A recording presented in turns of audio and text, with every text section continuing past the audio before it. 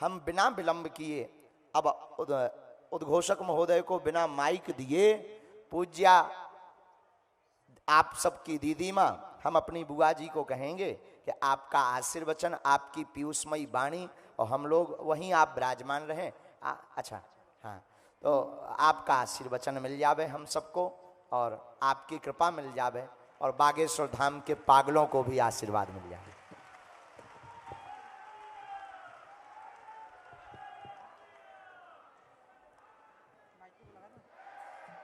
जय श्री राम। श्री बागेश्वर सरकार की, सत्य सनातन धर्म की, सन्यासी बाबा की, सभी संतों की, भारत माता की, अखंड भारत की, हमारे प्यारे राम लला की, श्रीमद् भागवत महापुराण की, श्री यज्ञ नारायण भगवान की, श्री धीरेन्द्र शास्त्री जी महाराज की। सभी बातें तो की, किंतु ये तो बताया ही नहीं कि ब्याह कब करोगे। हमारे बाल योगेश्वर जी ने पूछा और फिर कहा पता नहीं कितनी जहर खाएंगी और चुड़ैल बनेंगी, और ये भी निश्चित है कि कोई भी चुड़ैल हो या भूतनी हो, सबका कल्याण बागेश्वर सरकार ही करते हैं। अब फिर मुझे तो इतना चाव है, बुआ जी हूं ना, तो बारात में तो मुझे जरूर जाना है। आप सब महापुरुषों की इस पवित्र छत्र छाया में बैठे, जैसे हमारे बागेश्वर धाम वाले महाराज श्री ने कहा कि कितना सुंदर मंच सजा है, कितना सुंदर वो दृश्य था जब देश के प्रधानमंत्री जी का उपवास तुड़ाने के लिए, पारण करने के लिए परम पूज्य गोविंद गिरी जी महाराज अपने हाथ से जब उनको चरणामृत पिलाया, सारा विश्व उस दृश्य को देख के धन्य हो गया। और सुनिए, जो न्यास के कोषाध्यक्ष हमारे महाराज श्री है ना, इतना धन बरसाया सनातनियों ने कि मंदिर के लिए मूल धन नहीं छूना पड़ा, उसके ब्याज से ही सारा मंदिर बन गया है। और महाराज श्री उस कोष के कोषाध्यक्ष। मैं सोचती हूं, संत महापुरुष एक व्यक्ति नहीं है धर्म प्रेमियों, वो व्यक्ति नहीं समष्टि है। एक एक महापुरुष एक व्यक्ति नहीं, वो संस्था है, वो धर्म का साक्षात स्वरूप है। लेकिन उन संतों के प्रति और हमारे मंदिर के पुजारियों के प्रति जो लंबे काल तक फिल्मी दुनिया ने सैटेलाइट चैनलों के द्वारा सीरियल वो जितने भी दिखाए गए, उसमें संतों को बलात्कारी और पुजारियों को शराबी दिखाया गया। और हम सब ये देखते रहे कि विधर्मी बड़ा दयालु है, लेकिन सनातनी साधु महात्मा ब्राह्मण पंडित वो बड़ा अत्याचारी है। ये हमारी प्रज्ञा में बैठा, उसके कारण हृदय में अश्रद्धा आई, और अश्रद्धा आई अपने ही तीर्थ स्थानों मंदिरों के प्रति, संस्थानों के प्रति हम संदेह से भर गए। ये षड्यंत्र था सनातन को कमजोर करने का। लेकिन जैसे हनुमानगढ़ी के महाराज श्री ने कहा कि ये भारत की वसुंधरा, इसकी कोख बड़ी उर्वरा है।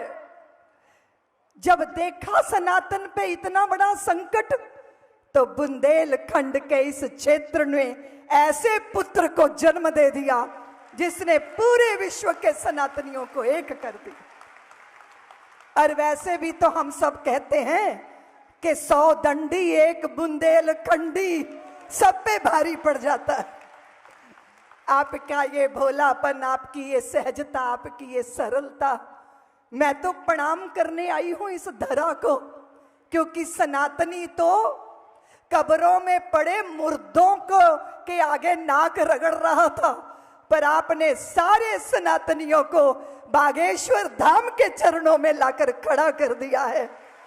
इसलिए सारा संत समाज आपका ऋणी रहेगा। हृदय व्याकुल होता था कि ये क्या हो गया, कामनाएं इच्छाएं पूरी करनी है, तुम मुर्दों को पूजोगे क्या? और ये भी नहीं पता कि उस मजार के अंदर गधा दबा है या घोड़ा दबा है, वहां मत्था टेक रहे हो। अरे जागो, चेतो, आओ। क्या तुम्हारे हनुमंत लाल में कोई कमी है? क्या तुम्हारे राम जी तुम्हारा काम नहीं कर सकते? क्या तुम्हारी भगवती दुर्गा, अरे देखो तो देखो, कोई कौन सी सवारी लिए, कोई कौन सी सवारी लिए है, पर तुम्हारी भगवती दुर्गा शेर की सवारी करती है और जो सिंह की सवारी करती है वो भस्मासुरों को भी भस्म करती है, वो असुरों को भी नष्ट करती है और चित्त के अंदर जो असुरता है उसका भी निवारण करती है। इसलिए महिषासुर मर्दनी ही नहीं है, वो हमारे अंतर के विकारों का मर्दन करना जानती है। वो दुर्गा भगवती भगवान कृष्ण। और फिर सबसे बड़े बात, बागेश्वर धाम वाली ऐसी अद्भुत सरकार के यहाँ मन के भूत भी भाग जाते हैं और जो आसपास विधर्मी रूपी भूत हैं वो भी चंपत हो जाते हैं। ऐसा जय जयकार। और मैंने देखा, मेरे बहुत ही प्यारे, बहुत ही ब्रज की विभूति हैं वे हमारे ठाकुर, और उन्हीं के आत्मज हमारे इंद्रेश उपाध्याय ऐसी मीठी कथा कहते हैं कि हृदय मधुरता से भर जाता है। अब इस मंच को देखिए, छोटी छावनी के पीठाधीश्वर यहाँ विराजमान है। महाराज श्री नृत्य गोपाल दास जी, बड़े महाराज श्री, शुरू से लेकर राम जन्मभूमि के आंदोलन में परमहंस जी महाराज, बड़ी छावनी के महाराज, और हमारे सुनाम धन्य योगी जी के गुरुदेव अवैधनाथ जी महाराज, पूज्य गोविंद गिरी जी महाराज, और मेरे गुरुदेव युग पुरुष स्वामी परमानंद जी महाराज, माननीय श्री अशोक सिंगल जी, आचार्य गिरिराज किशोर जी, जाने कितने कितने संतों ने संकल्प लिया था बुंदेलखंड के बंधुओं के कंकर कंकर कोटि कोटि हिंदू जन का हम ज्वार उठाकर मानेंगे, सौगंध राम की खाते हैं हम मंदिर वहीं बनाएंगे। कंकर कंकर शंकर इसका प्राण प्राण में गीता है, जीवन की धड़कन रामायण पग पग पर बनी पुनीता है। यदि राम नहीं है श्वासों में तो जीवन का घट रीता है। नरनाहर श्री पुरुषोत्तम का हम मंदिर भव्य बनाएंगे, सौगंध राम की कहते हैं हम मंदिर वहीं बनाएंगे। ये सनातनियों का संकल्प। और याद रखना सनातनियों, जिस संकल्प के आगे कोई विकल्प नहीं होता वो संकल्प सिद्धि के द्वार पर खड़ा कर देता है।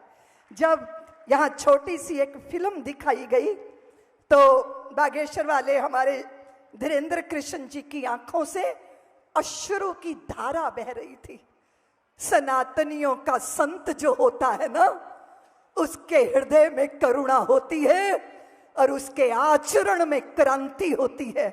और जब क्रांति और करुणा का मिलन हो जाता है तो युग परिवर्तित हो जाता है।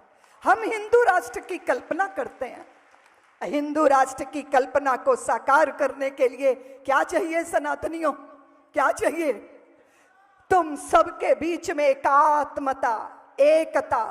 हम यदि आपस में बट जाएंगे, हिंदू चेतना के बिंदु धुंध लाएंगे। वाल्मीकि सीता को कैसे निभाएंगे? राम शबरी के बेर कैसे खाएंगे? हरिजन सवर्ण पिछड़ों के ये नाते, इन्हें तोड़ने की जो साजिश रचाते, उन्हें हम धूल में मिला के रहेंगे। हम हिंदू राष्ट्र बना के रहेंगे। अपनी दुर्बलता का त्याग करना है। आंखें भीग गई। शायद ही कोई इस मंडप, विशाल मंडप का कोई व्यक्ति या कोई भगनी होगी जिसकी आंखें ना भीगी होंगी। वे जो दिव्यांग हैं, वे जो दरिद्रता से लड़ रहे हैं, वे जो असहाय हैं, जिनके सर पे छत नहीं है, जिनको पुत्री तो पैदा हो गई पर उसको पढ़ाने की भी सामर्थ्य नहीं है, फिर क्या होता है? बेटियां बोझ लगने लगती हैं। मैं ऋतंभरा से दीदी मां क्यों बनी, आप सब जानते हो। मैंने एक कचरे की पेटी में एक क्रंदन सुना था। मैंने पूछा, तुम कौन हो, क्यों रो रहे हो? उसने कहा, दीदी मां मैं कन्या भ्रूण हूं। मेरी मां ने मुझे कोख से नोच के कचरे की पेटी में फेंक दिया। अगर मेरी मां मुझे जन्म देती तो मैं कल्पना बनकर आसमान में छा जाती, लता बनकर संगीत की दुनिया में अमर हो जाती। मेरी मां मुझे जन्म देती तो मैं देशद्रोहियों के सीने पर पैर रख के मां भारती की आरती उतार लेती। पर मेरी मां ने मुझे जन्म लेने का अधिकार नहीं दिया। तुम कुछ करोगी? मैंने कहा, मैं करूंगी। मैं साध्वी ऋतंभरा से दीदी मां बनूंगी और गली गली गांव गांव जाकर कहूंगी कि पुत्र और पुत्रियों में भेद मत करो। पुत्रियां भी पुत्रों से बढ़कर गौरव दिलाती, 7 समुंदर पार रहकर भी अपने मां पिता के प्रति शुभ भावों से भरी रहती हैं। कितनी विपरीतताएं। बीच का समय तो ऐसा था कि बेटी की हत्या हो रही है, पेट में बेटी की हत्या हो रही है। क्यों हो रही है? क्योंकि विवाह कैसे होगा, कौन स्वीकार करेगा, कहीं बलात्कार की शिकार ना हो जाए। हम ऐसे समाज का निर्माण करें जहां पुत्रियों के लिए वातावरण सहज हो। और उसके लिए क्या चाहिए? उसके लिए हमें धर्म सत्ता चाहिए, हमें हिंदू राष्ट्र चाहिए, सनातन की जय जयकार चाहिए, चित्त में संस्कार चाहिए। इतनी विपरीतताओं के बाद भी मैंने देखा कि बोए जाते हैं बेटे पर उग जाती हैं बेटियां, पढ़ाए जाते हैं बेटे पर पढ़ जाती हैं बेटियां, और एवरेस्ट की चोटी पे धकेले जाते हैं बेटे पर चढ़ जाती हैं बेटियां। वो विपरीतताओं के बीच अपनी जगह बनाती हैं। लेकिन ऐसा वातावरण, ऐसा समाज हमने क्यों बनाया? हम हिंदू राष्ट्र की बात करते हैं तो फिर ये भी तो देखना होगा, अपने दूषणों को भी तो दूर करना होगा, चरित्र का आधार भी तो चाहिए होगा। स्वामी विवेकानंद को इटली की एक स्त्री ने कहा था कि विवेकानंद, मैं बहुत सुंदर हूं, तुम भी सुंदर हो, बुद्धिमान हो, मेरा हाथ पकड़ लो, मैं तुमको वादा करती हूं कि तेरे जैसा पुत्र पैदा कर दूंगी। तो विवेकानंद जी ने छूटते ही कहा था कि देवी, मेरे जैसा तो मैं ही हूं, तुरंत अभी से मेरी मां बन जाओ और मुझे अपना पुत्र स्वीकार कर लो। ये है सनातनी चरित्र, ये है सनातनी आदर्श। और फिर आप जानते हो बुंदेलखंड के बंधु भगिनी, ये 5म बुंदेलखंड का महोत्सव हो रहा है। बेटी ही तो थी बुंदेलखंड की जिसने दोनों हाथों में तलवार पकड़ी थी। दुनिया कहती है स्त्री को ममता ले डूबती है, पर बुंदेलखंड की पुत्री ने उस ममता को पीठ से बांधा था, घोड़े पर सवार हो गई थी और घोड़े की बागडोर को दांतों में दबा लिया था, दोनों हाथों में तलवार पकड़ी थी। 1200 अंग्रेजों के मुंडों को काट काट के मां भारती के सम्मान की रक्षा करने वाली वो झांसी की रानी बुंदेलखंड की ही तो पुत्री थी। उसने निश्चित कर दिया, स्त्री मां होना और राष्ट्र के लिए अर्पित होना कैसे होता है। बुंदेलखंड वालों, आप सब जानते हो, हम गीत गाते हैं तो रोम रोम पुलकित होता है। क्या गाते हैं? कि देश से है प्यार तो हर पल ये कहना चाहिए, मैं रहूं या ना रहूं, भारत ये रहना चाहिए। बुंदेलखंड की पुत्री ही तो थी वो जिसने कहा मैं अपने पिता का पता नहीं बताऊंगी। वो 11 वर्ष की थी। अंग्रेजों ने आग की ज्वालाओं में झोंक दिया, नाना साहब का पता बता, नाना साहब का पता बता। उसने कहा नहीं बताऊंगी, मर जाऊंगी, नहीं बताऊंगी, क्योंकि मेरे से बढ़कर मेरे पिता के शरीर की कीमत है। और वो 11 वर्ष की बेटी का पिता के लिए जौहर हुआ था। वो बुंदेलखंड की ही पुत्री थी। और फिर जानते हो तुम क्या है भाव, क्या है भाव? मैं चली आ जाऊं तो मेरे पीछे क्या होना चाहिए? सिलसिलाए बाद मेरे यूं ही चलना चाहिए, मैं रहूं या ना रहूं, भारत ये रहना। हमारे आदरणीय बागेश्वर धाम के पूज्य धीरेन्द्र शास्त्री जी ने निश्चय किया है, इस निश्चय को पूरा करना होगा। मुट्ठी बांध के हाथ खड़ा करके संकल्प कीजिए, पुत्रियों के साथ दुराव नहीं करोगे। संकल्प कीजिए, सारे समाज की पुत्रियां पुत्र मेरे हैं। संकल्प कीजिए सनातनियों कि तुम्हारी श्रद्धाएं किसी विधर्मी के प्यार के चक्कर में पड़ के टुकड़ों टुकड़ों में बटकर किसी अटैची के अंदर बंद नहीं की जाएंगी। उसके लिए माताओं को अपनी संतान को संस्कार देना है। मुट्ठी बांध के हाथ खड़ा करो बुंदेलखंड के बंधु भगनियों, और मेरे साथ कहो कि हम सनातनियों के बच्चे, ये भेड़ों की तरह मिमियाओ मत, शेरों की तरह बोलो, बोलो हम सनातनियों के बच्चे तुलसी के पौधे हैं, और तुलसी के पौधों को वासनाओं की शराबों से नहीं, संस्कारों के गंगा जल से सींचेंगे। संस्कारों के गंगा जल से सींचेंगे, संस्कारों के गंगा जल से सींचेंगे। मैं धीरेन्द्र शास्त्री जी की करुणा को प्रणाम करती हूं। पुत्रियों का विवाह कर रहे हैं। जब आ रही थी तो बाइक लाइन में लगी हुई थी। कितनी कितनी तरह की इच्छाएं रहती हैं संतानों की, मुझे ये मिलेगा, मुझे ये मिलेगा।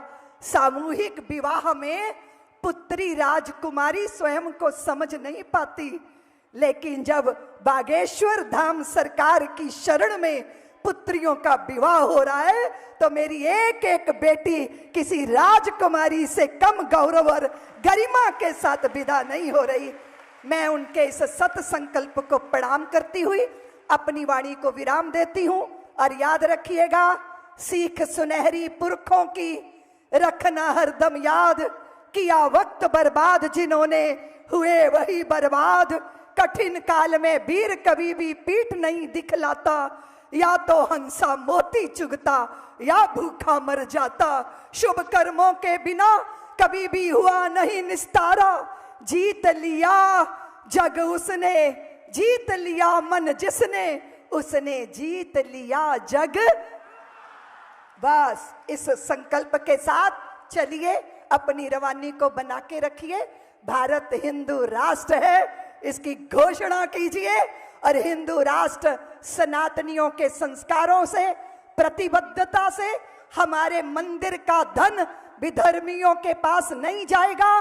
वो शिक्षा के लिए, वो चिकित्सा के लिए, और मंदिरों के निर्माण के लिए और सनातन के धर्म प्रचार के लिए लगेगा। इस संकल्प के साथ मुट्ठी बांध के हाथ खड़ा कीजिए। बोलिए बागेश्वर धाम की, अखंड भारत की, हिंदू राष्ट्र की, हमारे राम लला की, आज के आनंद की। जय भारत, जय बागेश्वर।